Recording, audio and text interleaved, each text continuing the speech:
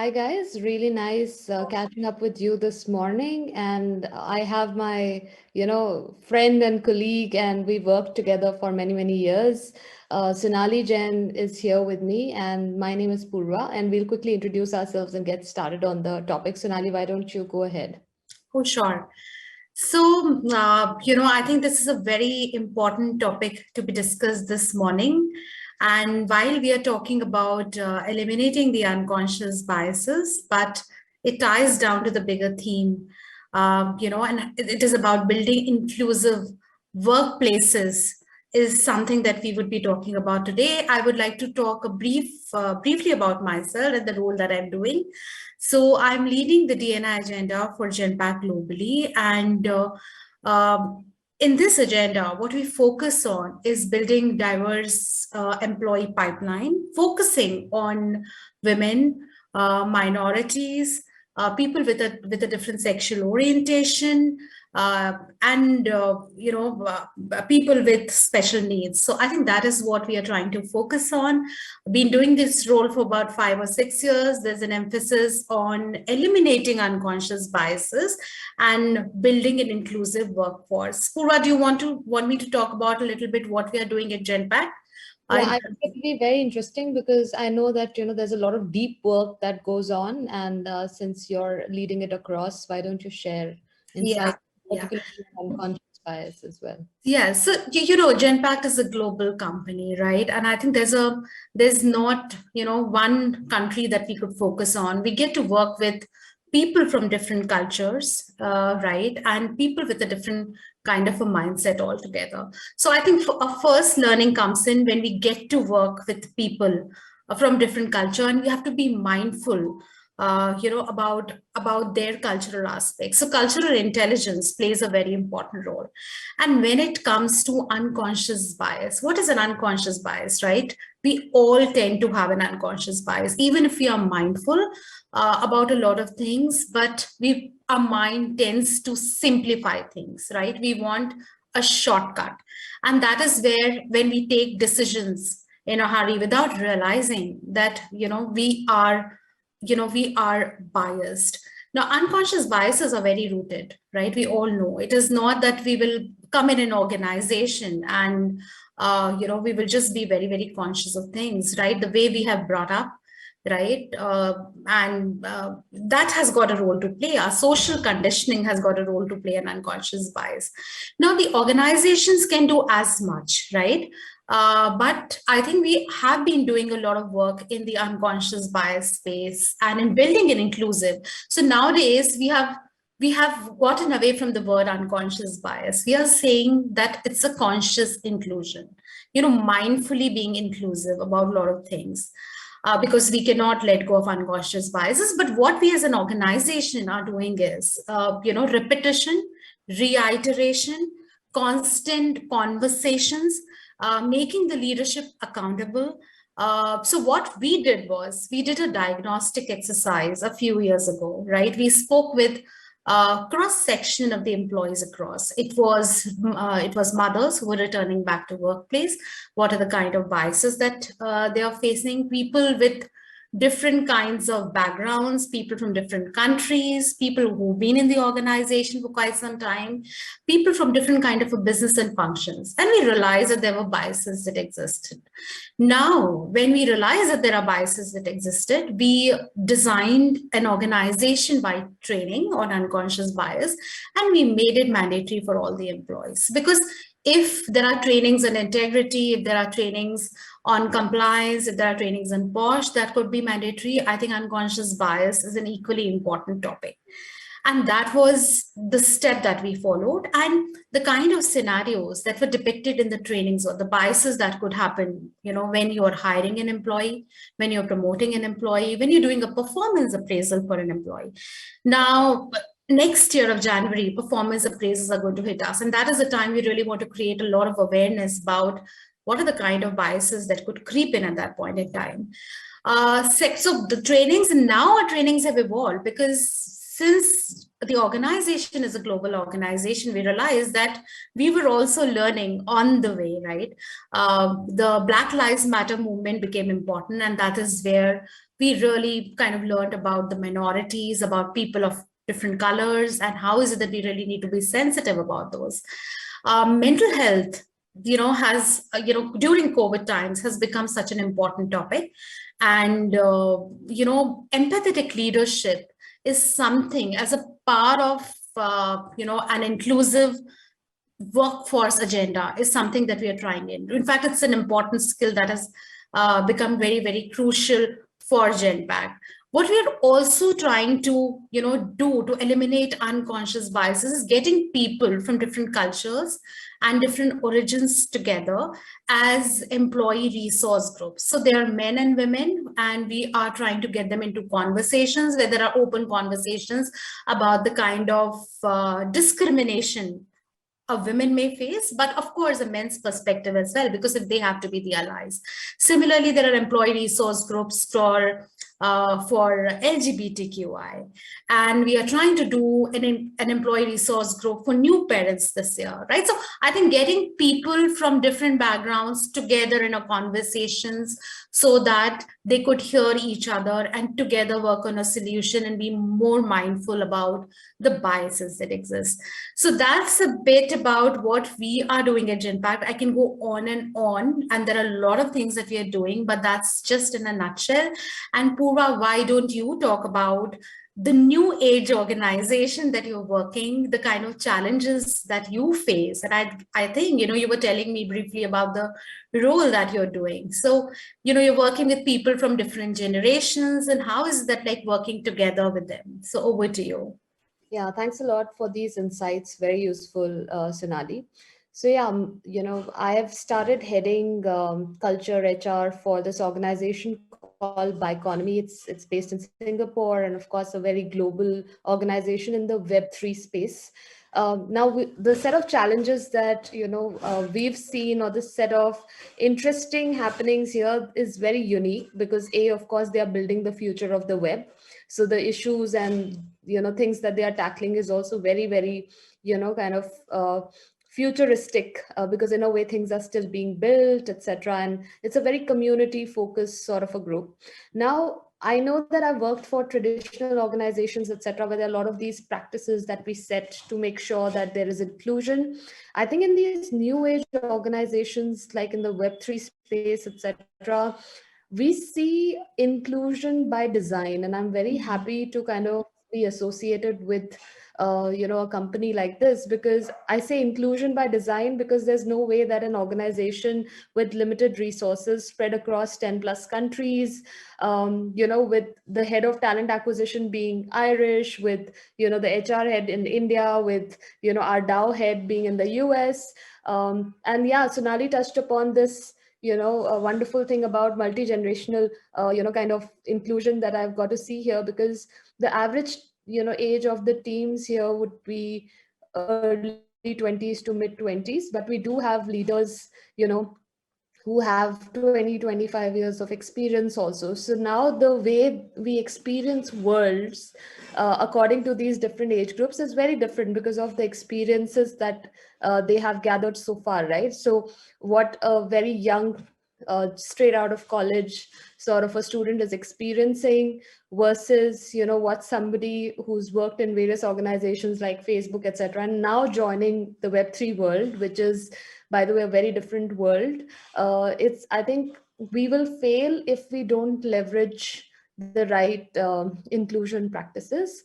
And I honestly, with this generation, I've seen that it's kind of very natural to them. They make sure that the views are heard, everybody is consolidating.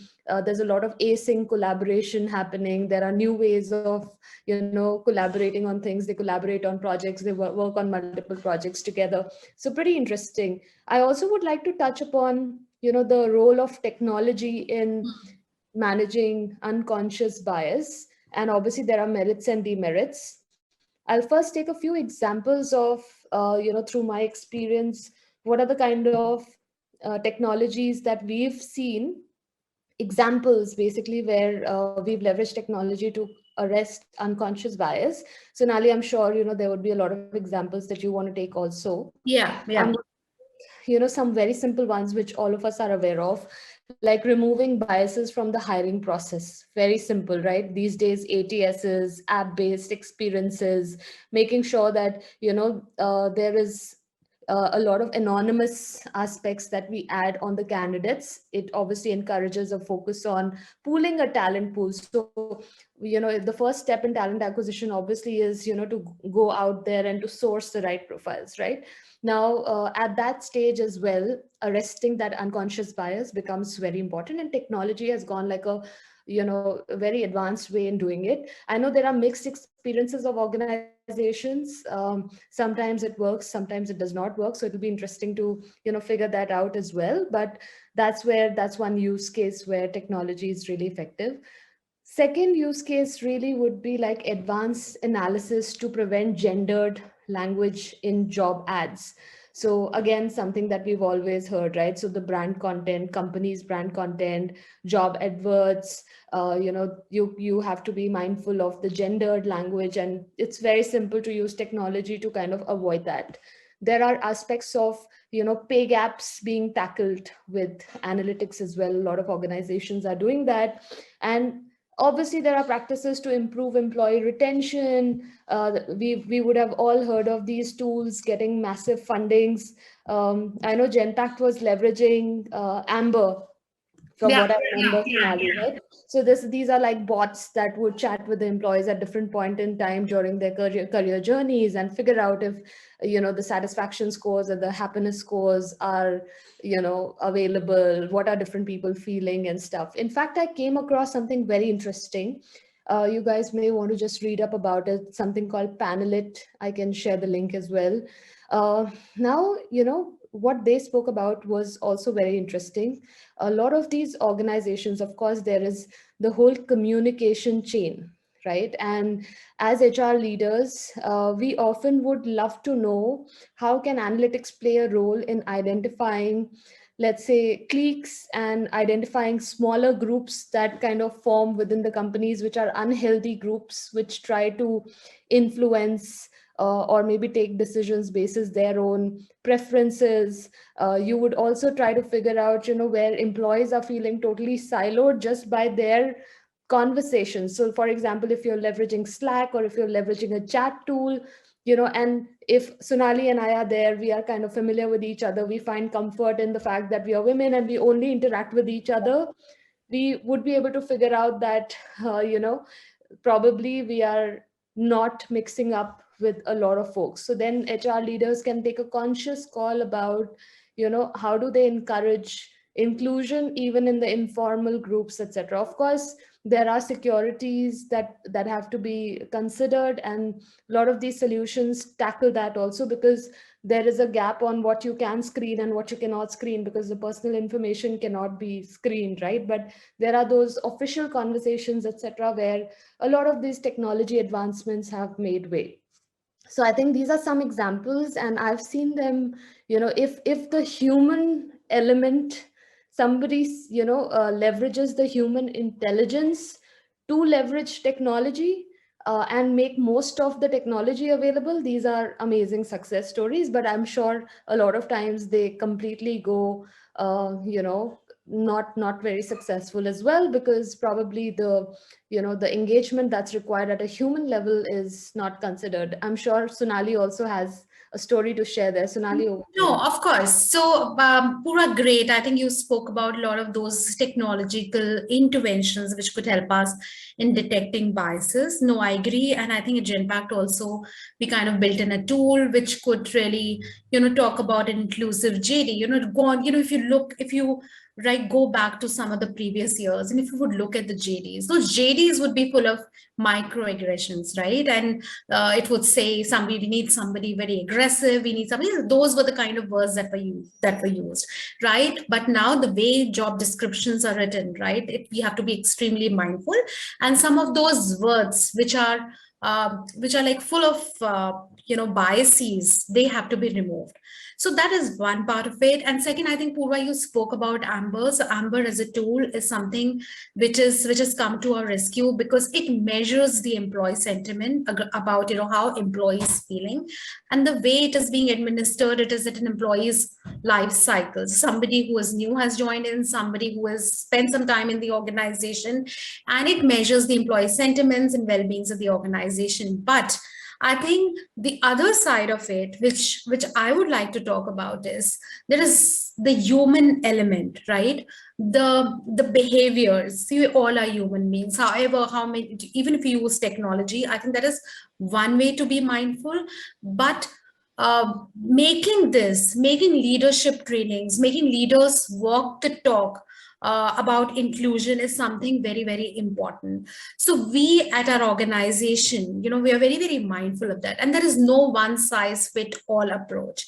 So when the employee joins in, there is a training that the employee undergo. There is something at the leadership level. So if there is a town hall, right, the town halls could be focused around the leaders talking about empathy, the leaders talking about inclusion. If there are staff meetings that are being run, how to run inclusive meetings is something that a leader would talk about, and maybe that could be the theme. So those small changes, right, being very respectful of the employee who belongs to different culture, their holidays, their traditions, is something that we really, we need to be really mindful of. We also have a learning platform called Genome, and it because we want to build a learning culture. So Genpact as an organization, it's a learning organization, and one of the important key aspects is Genome, wherein we advocate about the inclusion and diversity, equity, inclusion trainings, wherein the employees could talk, they could share their experiences, share their personal examples, and that is how they learn from each other, because we believe in the power of collective intelligence. So human element is one. So technology is one aspect, but the human element is something which is very, very important. And I think as an organization, we really need to craft out those conversations, give the opportunities to the employees to open up about the instances of unconscious biases too. So you say that it's not about you, right? But even if we see somebody else facing a discrimination, being a victim, or facing an unconscious bias, you can't be a bystander. One has to be an upstander and support the employee. So I think that being an active ally is something that we are promoting as an organization. So yes, the power of human element is something that, of course, we cannot really undermine when it comes to eliminating those biases. Is Beautiful something that point. we want to Beautiful do. point. So it's actually, like a mix of both, and Yes, that's what we have to consciously kind of build towards and right. take learnings from these forward, looking kind of organizations and the newer generations where this is like a way of being. And I'm very happy to see that, inclusion, like I said, happens by default, especially, because of the whole multi-generational and kind of multicultural teams coming together. So, So Pooja, let me ask you this. One thing which I really, got my attention was that you said you're working with people who are like very, very young, who are like not even millennials. They are Gen Z, and, I mean, they belong to a different generation altogether.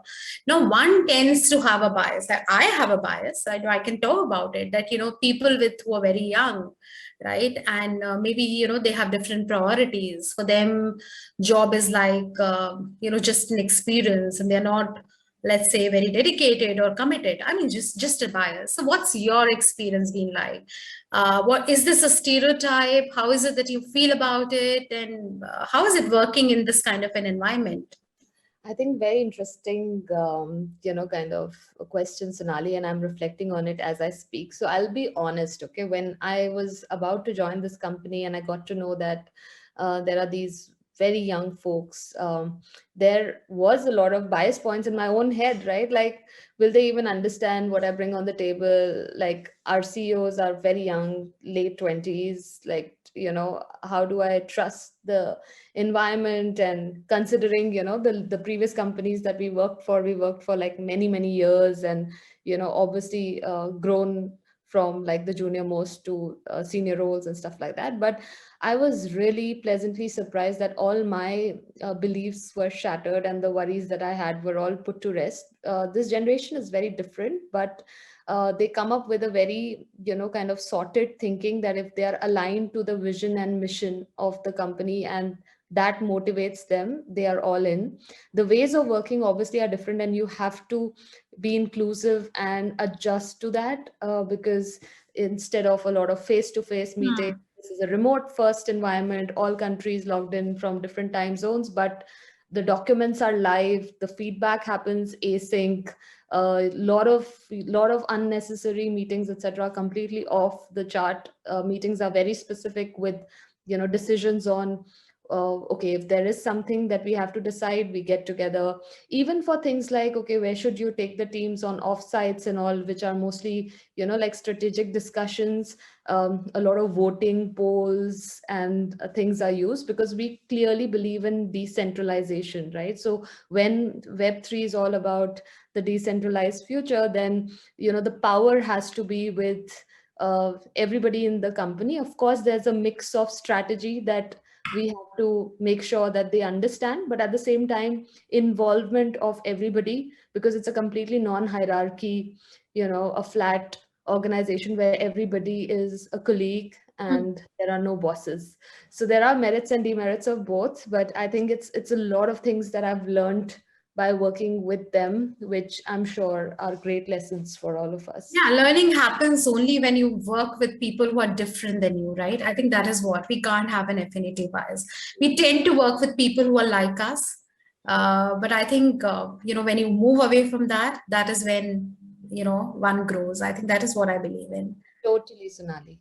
Yes. Second that completely. Learn, unlearn, and relearn, as we say. Learn, unlearn, and relearn. Yeah, perfect. On that note, I'm sure we're 3 minutes over in terms of the conversation, but I hope this was meaningful for everybody.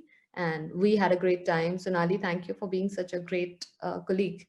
Thank you so much, Purva, and thank you everyone for listening to us, listening to our stories and our views. Yeah.